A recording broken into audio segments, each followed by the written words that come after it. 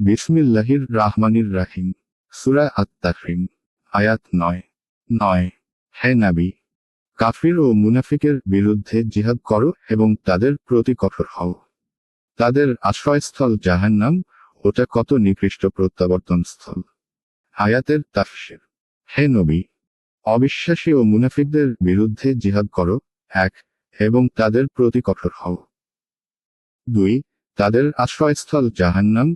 3, আর তা কত নিকৃষ্ট প্রত্যাবর্তন স্থল।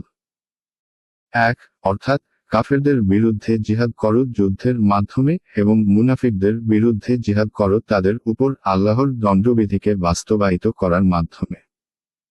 যদি তারা এমন কাজ করে বসে যার ফলে দণ্ডবিধি প্রয়োগ করা হয়। 2, অর্থাৎ দাওয়াত ও তবলিগ এবং শরীয়তের বিধি বিধানের ব্যাপারে কঠোরতা অবলম্বন করো। কেননা লাথির ঢেকি চড়ে উঠবে না।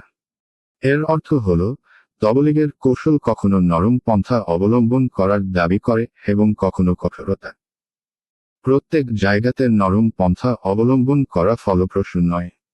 যেমন প্রত্যেক জায়গায় কঠোরতা অবলম্বন করাও উপকারী হয় না।